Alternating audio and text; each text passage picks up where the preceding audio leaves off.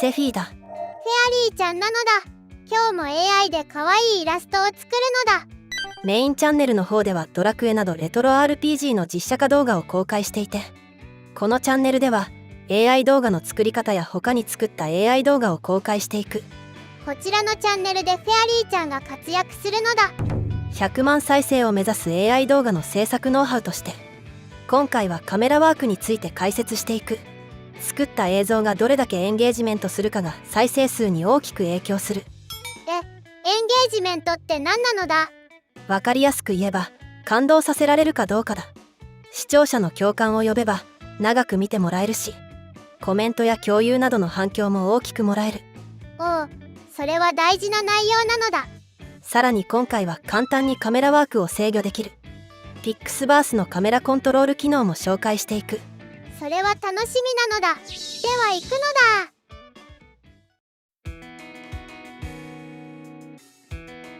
AI ストレージボックス。ショットを決める3つの要素。カメラワークの話に入る前に、ショットを決める3つの要素から説明していこう。よろしく頼むのだ。まず1つ目はサイズ。クローズアップショットやワイドショットなど、撮影対象との距離でショットの種類を分けられる。撮影対象と背景がどんな割合になるかで、その映像で表せる感情表現が変わってくるんだ。ショットとショットのつなぎ方については前回の動画で解説しているので、そちらも見てほしい。この動画ではミディアムショットの重要性についてお話ししたのだ。ショットを決める3つの要素の2つ目はアングルだ。下からの撮影、上からの撮影など、カメラと撮影対象の位置関係によって分けることができる。例えば下から撮れば威圧感を表現できるし、上から撮れば周囲の状況を説明することができる。撮る角度によってかなり雰囲気が変わるのだ。他にも構図によって意味合いが変わってくるが、それはまた別の機会に解説していきたい。そしてショットを決める3つ目の要素がカメラワークだ。サイズやアングルは画像生成でも使うようなプロンプトになるが、カメラワークは動画生成独自のプロンプトになる。確かに画像生成ではカメラの動かし方を指定する必要がないのだ。本日紹介するカメラワークはこちらだ。おお、たくさんあるのだ。では順番に紹介していこう。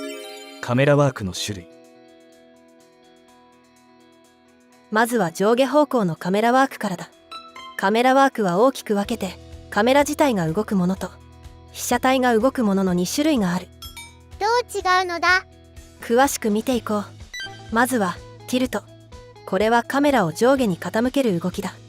そして水平移動。こちらはカメラ自体が上昇もしくは下降していく動きになる。上に傾ければ空間の広がりを見せつつ、その場から離れる印象を与えることができ、下に傾ければ倒れたり落ち込んでいる気分を表現できる。確かにカメラワークで感情が読み取れるのだ。次は横方向のカメラワークだ。パンはカメラは固定していて、動く被写体を追っていく動きになる。カメラが固定されているから、視聴者側には被写体が遠のいていく印象を与えることができる。これが追従していくパターンもあるが、それはトラッキングショットのところで解説する。横移動のもう一つが回転移動だ。アークと言ったりオービットと言ったりもする。カメラがぐるっと動くから被写体が立体的に見えるのだ。撮影対象をより印象深くさせたい時に使うといいだろう。次は前後方向のカメラワークだ。こちらもカメラ自体が近づくドリート。カメラは固定されて、カメラの倍率を変えるズームがある。映像的にどう違うのだ？カメラと被写体の位置関係が変わるので、背景の見え方が異なるな。ドリーとズームを組み合わせることで被写体の大きさは変わらないが、背景が大きく動くドリーズームという撮影方法もある。なんだかめまいがしそうなのだ。そうだな。違和感を表現したい時に使うといいだろう。最後に被写体の追従だ。被写体を追従することで臨場感のある映像になる。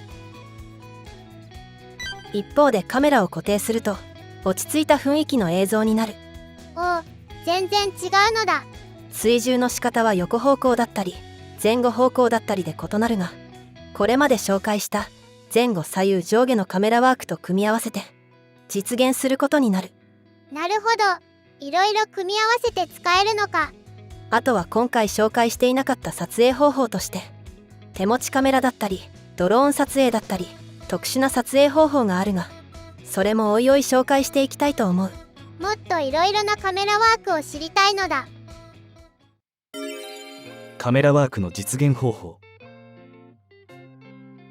さっき紹介してもらったカメラワークの動画を作るにはどうしたらよいのだ？じゃあそれを今から解説していこう。一つはプロンプトでカメラワークを指定することだ。動画を生成するときにカメラワークとしてプロンプトで指定すればよい。なるほど、プロンプトに書いてしまえばよいのか。もう一つは生成時にカメラワークを指定する機能がある。おお、アプリ側でカメラワークを指定できれば楽ちんなのだ。今回は Pixverse のカメラワークの指定機能を使ってみよう。よろしく頼むのだ。まずは Web ブラウザで Pixverse のサイトに行こう。リンクは概要欄に貼っておく。ログインは Google、Apple、Discord アカウントのいずれかでできるから、自分に合ったものでログインしよう。無料のプランでも初期クレジットが60、デイリークレジットが60つくので、それで試してみるといいだろう。無料で試せるのは助かるのだ。左側のメニューから動画生成の項目をクリック。イメージ2ビデオの場合、プロンプト欄に画像をドロップして、プロンプトを入力する。日本語対応しているので、日本語入力でも大丈夫だ。日本語でできるのは助かるのだ。解像度、アスペクト比を選び、次にカメラワークがあるので、ここで選ぶと映像にそのカメラワークが適用される。これは簡単でわかりやすいのだ。ここではスーパードリーアウトを選んでみよう。効果を見るため今回はプロンプトなしにしてみる。作成数を選び、生成をしよう。どんな映像になるか楽しみなのだ。できたようだ。おお、ドリーアウトができたのだ。視界が広がって周りの様子がわかるのだ。どんな背景にしたいか指定したい場合は、プロンプトに入力するといいだろう。というわけで、今回は視聴者が共感できる映像作りのために、カメラワークの種類、そして Pixverse のカメラコントロール機能を紹介した。